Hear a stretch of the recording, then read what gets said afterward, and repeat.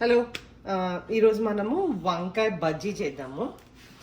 వంకాయ బజ్జీ అంటే బజ్జీ కాదు, వంకాయ కూరనే అట్లా అంటాం అనమాట. మేము బజ్జీ అంటాము. అది కొద్దిగా ఇలా దగ్గరికి ముద్ద కూరలాగా అవుతుంది అనమాట. దానికి ఏం లేదు, జస్ట్ సింపుల్ ఉల్లిపాయలు, పచ్చిమిరపకాయలు, అల్లము, వెల్లుల్లిపాయలు విడివిడిగా చేసుకొని పెట్టుకోవాలి. తర్వాత వంకాయల దగ్గర కట్ చేసుకోవాలి. ఒక 2 టమాటోలు అంతే. ఫస్ట్ నార్మల్గా పోపే, జస్ట్ నార్మల్గా అన్నీ వేసేసుకోవాలి. ఓకే,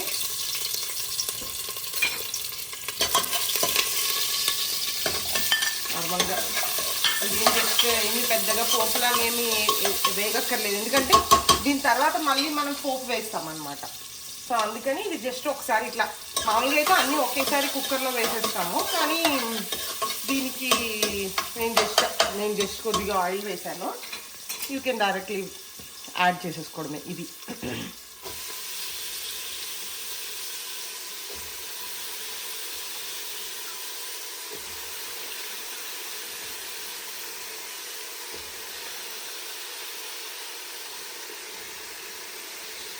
అంతే. అది దీన్ని ఒకసారి ఇట్లా కచ్చబిచ్చ వేసుకుంటే అంత ఆయిల్లోకి మగ్గిపోతుంది. దీంట్లోకి కొద్ది ఉప్పు, కొద్ది కారం వేసేసి ఇట్లా దీన్ని కుక్కర్ పెట్టేసేయాలన్నమాట. ఫ్రెష్గా ఉంటే బాగుంటాయి వంకాయలు. నేను ఒక పెద్ద వంకాయ తీసుకున్నాను అనమాట. దానికి సరిపడా ఉప్పు, సరిపడా పసుపు కారమే వేస్తాను. మీ దగ్గర మసాలా కారం కాకుండా ఎర్రకారం ఉన్నా పర్వాలేదు. నేనైతే ఇప్పుడు పసుపు కారమే వేస్తున్నాను.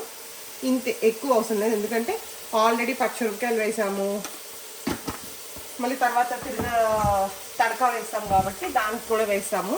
సో అది ఒక 2 టమాటోలు కూడా వేస్తాను. 1 నిమిషంలో టమాటాలు కట్ చేస్తాను. ఓకే, సో ఇప్పుడు టమాటోలు అయిపోయినాయి కదా. ఒక 1.5 టమాటో తీసుకున్నాను. సో దీన్ని కూడా ఇందులో వేసేస్తున్నా. ఓకే, సో ఇప్పుడు ఇవన్నీ ఒక కుక్కర్ ఒక 1-2 విజిల్స్ వస్తే చాలన్నమాట. సో అండ్ నేను ఎందుకు ఇది చేస్తానంటే, చాలామంది వంకాయ బ్రింజాల్ అంటే ఓన్లీ బ్రింజాల్ మసాలా అనే అనుకుంటారు, కానీ అసలు బ్రింజాల్ అనేది చాలా మోస్ట్ కామన్ కిచెన్ ఇంగ్రీడియంట్ అనమాట. ఇప్పుడు నార్త్లో పొటాటో ఎలాగైతే కామనో, మాకు బ్రింజాల్ అనేది ఒక చాలా కామన్గా వాడే కర్రీ. అసలు మసాలా చేస్తాము, ఇట్లా బాజీ చేస్తాము, ఫ్రై చేస్తాము, పప్పు వేసుకుంటాము, ఎన్నైనా చేయొచ్చు అసలు. బ్రింజాల్తో మటన్ బ్రింజాల్ చేస్తారు. సో అందుకని ఒక సింపుల్ రెసిపీ లాగా చేసుకోవడానికి అని చెప్పి ఇది నేను చూపిస్తున్నాను.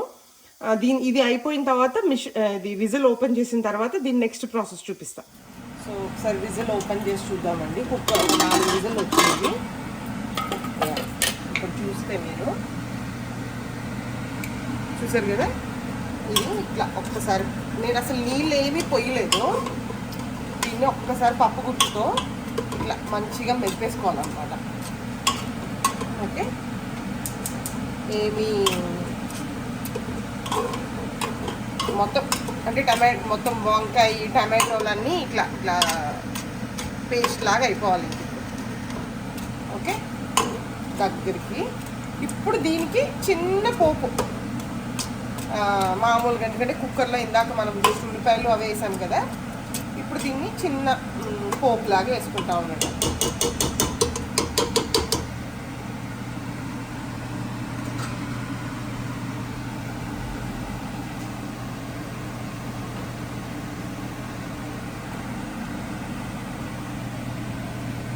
నేను నువ్వుల నూనె వాడుతున్నాను పోపుకి. మీరు ఏమైనా వాడుకోవచ్చు, నువ్వుల నూనె మస్ట్ అని ఏం కాదు, ఏదైనా వాడుకోవచ్చు. ఇప్పుడు దీంట్లోకి మంచిగా మన ఆవాలు, పోపులు, ఎండుమిరపకాయలు, అందుకే కారం తక్కువ వేసాను నేను. మీరు ఇందాక చూస్తే నేను కారం చాలా తక్కువ వేసాను కదా, ఎందుకంటే మనం ఆల్రెడీ పచ్చిమిరపకాయలు వేసాము, మళ్ళీ కొద్దిగా ఎండుమిరపకాయలు వేస్తాము, తర్వాత కారం ఎంతో కొంత కారం వస్తుందని చెప్పి కారం చాలా తక్కువ వేసాను అందుకే. సో ఇప్పుడు దీనికి ఈ కూరకి పోపు అన్నమాట.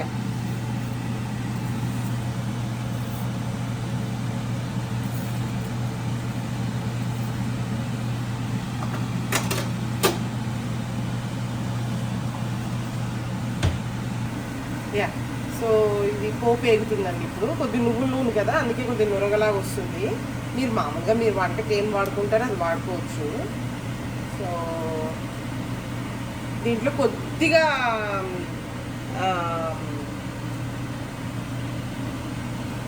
ఇంగువ వేస్తున్నా. ఇంగువ కొద్దిగా జస్ట్, ఇందాక దాంట్లో మనం వెల్లుల్లిపాయలు వేసాము.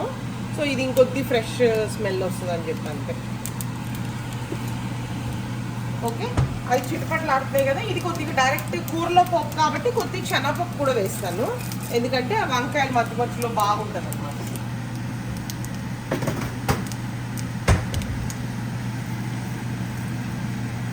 సో ఏ కూరలో కన్నా పోపు చాలా ఇంపార్టెంట్. ఇది ఎక్కడ ఇప్పుడు మీరు టమాటో పచ్చడి చేస్తారు. ఇప్పుడు టమాటోని ఇట్లా అదే ఇంక చూద్దాం రకరకాలుగా. ఇంకొకటి ఏంటంటే టమాటోని కాల్చి కూడా చేస్తాము అనమాట, అదొక రకమైంది. ఇది డైరెక్ట్గా మీరు పోపు వేసేసేసి డైరెక్ట్గా కూడా పెట్టేసుకోవచ్చు కుక్కర్లో. సో కుక్కర్లో ఒకసారి ఉడికిన తర్వాత ఏదైనా కొద్దిగా పోపు అనేది పైన పడితే దానికి ఇంకొద్దిగా ఫ్లేవర్ ఎన్హాన్స్ అవుతుంది అనమాట. అందుకోసం అని చెప్పి నేను ఇట్లాగా విడిగా పోపు వేస్తున్నాను. మీకు ఒకవేళ టైం కన్జంప్షన్ ఉంది అంటే ఇది డైరెక్ట్గా వేసేసి మీరు డైరెక్ట్గా పోపులోనే అన్నీ కుక్కర్లోనే వేసేసుకొని ఆ కుక్కర్ని కూడా మూత పెట్టేసుకోవచ్చు, అలా కూడా చేసుకోవచ్చు. బట్ ఎప్పుడన్నా ఒకసారి ఇప్పుడు పప్పు కానీ ఏదన్నా అన్లెస్ పెసరపప్పు అయితే తప్ప మిగతా ఏదన్నా డైరెక్ట్గా పోపు వేయకుండా మళ్ళీ ఇంకొకసారి దాన్ని ఇలా విడిగా పోపు వేస్తే దానికి ఒక మంచి ఫ్లేవర్ వస్తుంది అన్నమాట.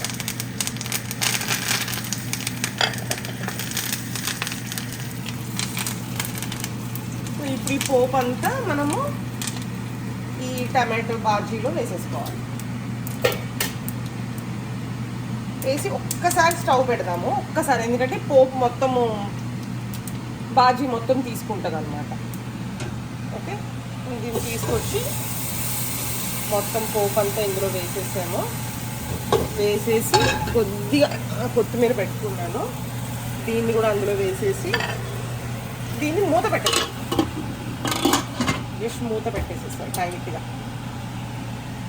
కొద్దిగా, ఎందుకంటే పోపు ఫ్లేవర్ అంటుకోవడా దానికి వెళ్ళటం కోసమని మూత పెట్టాను నేను. కొద్దిగా ఒక స్టవ్ ఆన్ చేశాను. ఒక నిమిషం అట్లా ఇలా ఉడుకుతుంది కదా, ఉడకగానే మనము ఆపేసి చూస్తే మనకి జస్ట్ ఏంటంటే పోపు కూరకి పట్టడానికి కోసం అంతే. ఒక్క నిమిషం అయినాక నేను మీకు చూపిస్తాను కూర పోపు ఎలా పట్టిందా అనేసి. అయిపోయిందండి, కూర బాగానే పట్టేసి ఉంటుంది దానికి.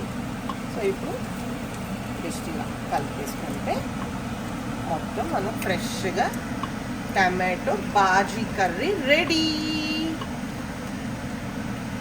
Hope you like it. మీరు కూడా మంచిగా చేసుకొని ఎంజాయ్ చేయండి. ఈ బ్రింజాల్ అనేది చాలా చాలా వెరైటీస్ చేయొచ్చండి. నేను చేసినప్పుడల్లా నేను ట్రై చేస్తాను వీడియో చేయడానికి. సో డిఫరెంట్గా చేయొచ్చు. ఓన్లీ గుత్తి వంకాయ, ఓన్లీ మసాలా కర్రీనే కాదు, బ్రింజాల్ అంటే చాలా చేసుకోవచ్చు. వన్ ఆఫ్ కలగలుపు కూర అంటారు అనమాట బ్రింజాల్ని. అంటే మీరు ఏ combination, potato brinjal, tomato brinjal, egg brinjal, తర్వాత గుమ్మడికాయ పంకిన్ బ్రింజాల్, ఉత్తి బ్రింజాల్ ఫ్రై చేయొచ్చు. ఉత్తి బ్రింజాల్ ఫ్రై చాలా బాగుంటుంది. తర్వాత ఉత్తి బ్రింజాల్ ఇంకేం టమాటోలు ఏం లేకుండా తర్వాత పప్పులు వేసుకోవచ్చు, పెసరపప్పులు వేసుకోవచ్చు. పెసరపప్పులో చాలా బాగుంటుంది. పెసరపప్పు వేసి కొద్ది చింతపండు వేస్తే చాలా అంటే చాలా బాగుంటుంది. సో అసలు బ్రింజాల్ అనేది ఒక కలుపు కూర. అంటే మీరు ఏదన్నా చేయండి, ఒక బ్రింజాలు వేసేస్తే మనకు అది మంచిగా కలగలిపి అయిపోతుంది అనమాట. అంటే క్వాంటిటీ మంచిగా వస్తుంది, ఇట్లా ముద్దలాగా అవుతుంది, చాలా బాగుంటుంది. మీరు మస్ట్గా ట్రై చేయండి. I hope you will definitely like it. Okay, thanks for watching.